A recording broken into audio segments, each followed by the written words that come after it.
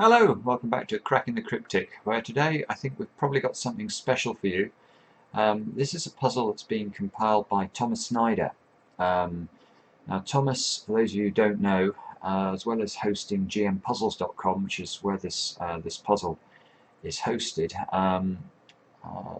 Thomas is one of the world's very best puzzle and Sudoku solvers. He is as close to a genius as anyone I've ever seen. He is quite profoundly gifted and undoubtedly one of the minds of his generation. And he's won the World Sudoku Championship 3 times, I think. He's the reigning world puzzle champion. And he has gathered a reputation over the years also as one of the finest setters of Sudoku. And you can see here that we've got an absolutely beautiful looking puzzle with the initials WSC spelt out in the grid. Now that's because this weekend sees the start of the World Sudoku Championship in Germany. So this puzzle's obviously been released in order to commemorate that. Now you may be wondering what the circles are doing. Well, the circles are indicating cells that are consecutive. Now, you have to be a bit careful with the constraint here. It's not all the cells that are consecutive, so we can't use the sort of negative constraint, which would be to say if there isn't, if we look at this 2, for example, it wouldn't be correct to say that because there is no circle here, this square could not be a 1. So we can't use the negative constraint, but what we do know is when we look at adjacent cells which are separated by a circle, these 2 cells have to be consecutive. Now if you want to try the puzzle, click on the link under the video. That'll take you to our software and you can have a go. Now I suspect that this puzzle will be yet another example of my love for handcrafted Sudokus and puzzles generally, because you know, you can see this is just absolutely beautiful. Not only has he got these, these forced WSC squares in the grid, but everything else is symmetrical, and yeah, I'm just really in awe of people who can create puzzles like this. Now, having said all that, I now have to solve it for you. So let's see how we would do that.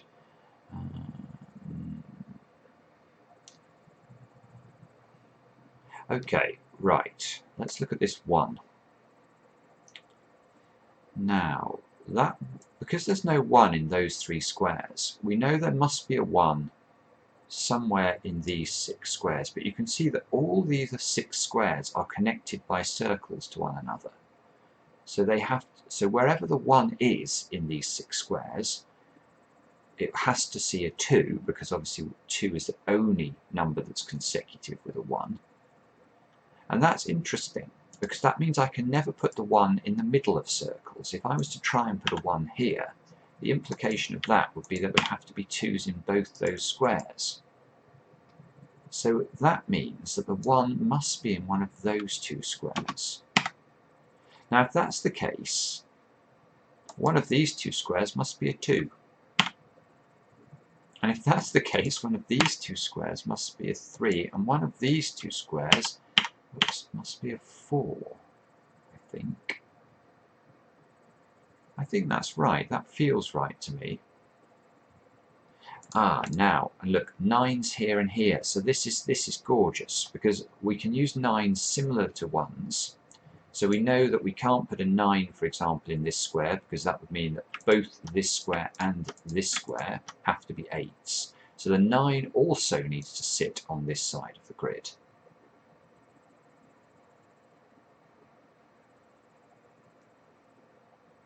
And because the 9 needs to sit on this side of the grid and we have these 2 9's here, that square has to be a 9. That's a 9, therefore that's an 8, that's a 7, that's a 6. And therefore that's a 1, that's a 2, that's a 3, and that's a 4. So you can see this is a complete setup clearly from Thomas. He's obviously designed this to give us a way into the puzzle. Now this 8 is connected to a consecutive number, so that square there must be 7 or a 9, and that square must be a 6 or an 8. One of these 2 squares needs to be a 1. We can do some normal Sudoku on the rest of this grid, I think. Obviously these squares at the top need to be 4, 5 and 6 in some order. Eliminate the 6 and the 5 from those squares. And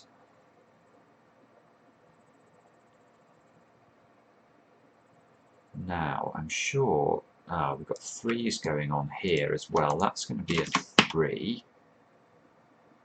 And that's interesting because now that means there's a 3 along here.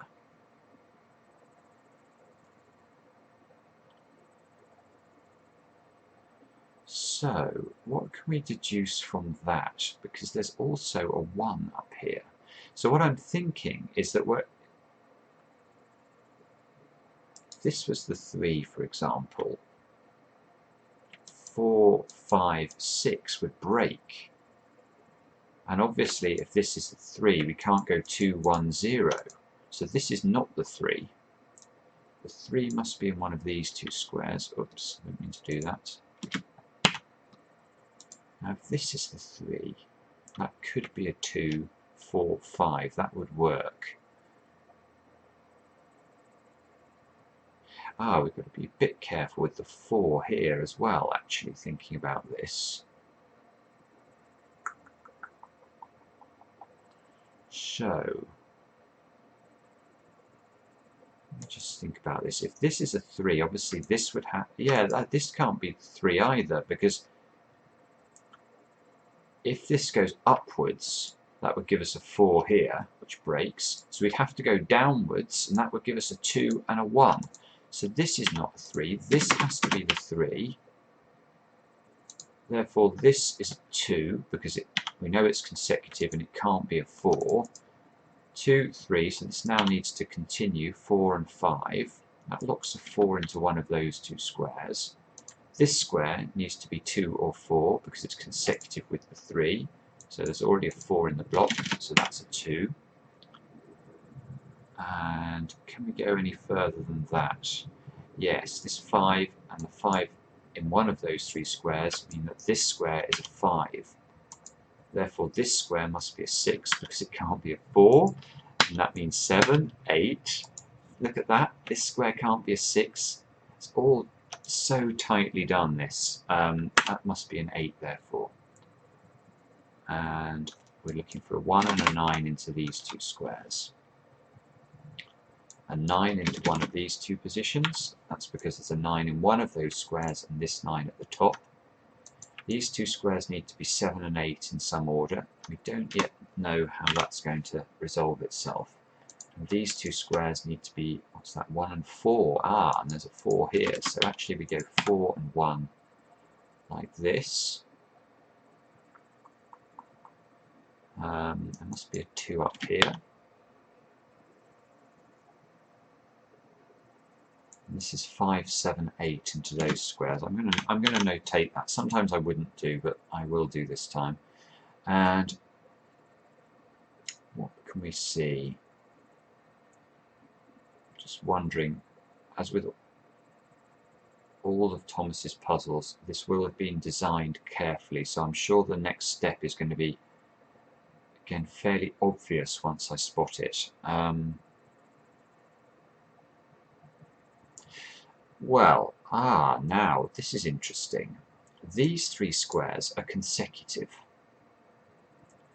So we've already got a 4 and an 8 in the box. So this could be a 1, 2 and a 3. Or it could be a 5, 6 or a 7. But they are the only two chances. Now, 5, 6, 7 would work. Look, the 5 here, that would give us a 5, 6, 7. I don't think I can see a reason that doesn't work. But 3, 2, 1 doesn't work. Look, 3. So this would have to be the 3. That would have to be... It couldn't go upwards because that's going to break the 4. So 3, 2, 1, and the 2 would be repeated in the row. So this is 5, 6, 7 with the 5 here. Look at that. It's lovely. 5, 6, 7.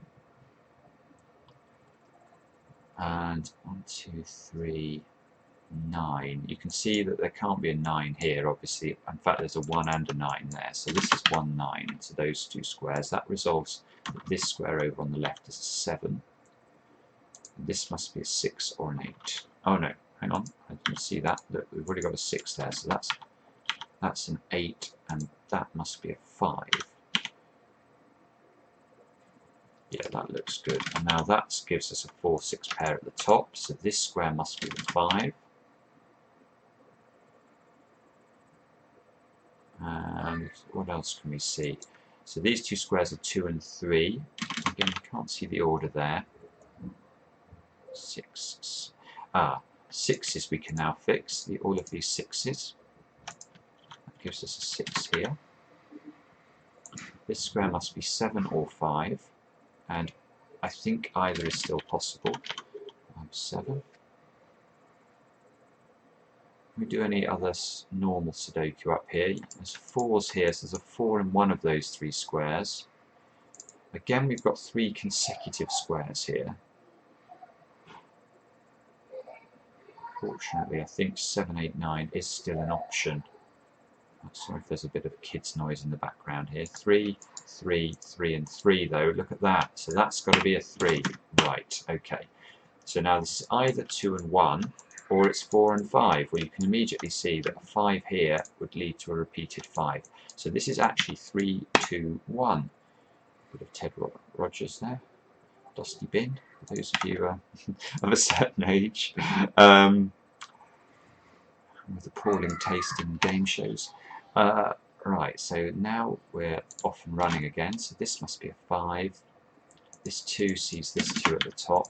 It's not a 2 anymore. This must be 7 or an 8. And you can see with the 5 here, that means that this square here is a 5. That's a 7 down here. Now this must be an 8. 4, 5 and 9 into the open positions. So you can see with these 5s here again, we're going to be able to go 5, 9, 4. 5, 5, 5, 5. That means that one's got to be a 5, I think. 9 resolves itself. This must be a 7 or an 8. Looks possible. And have we done all of the stuff involving dots? We have. So the rest of this is a normal Sudoku. This has got to be a 1, 4 or an 8. So it can only be 1 or 4. I might have to go and close my door in 1 second. Let's just see if I can finish this off quickly.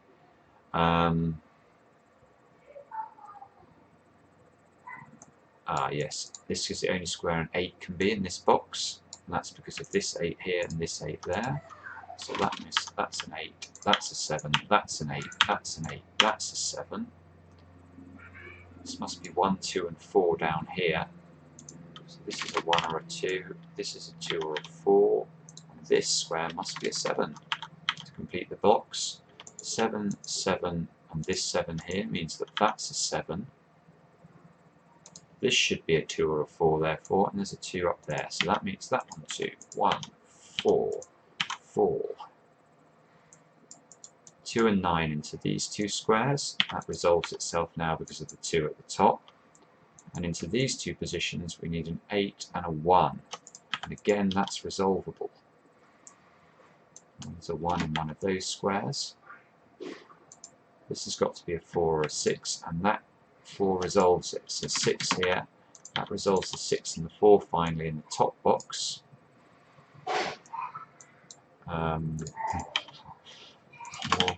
I am doing a sterling job here to finish this, given what's going on in the background in my house. 1, 3. This is going to be a 9 now, and you can see that the moment you place this 9, these final 6 squares all get resolved.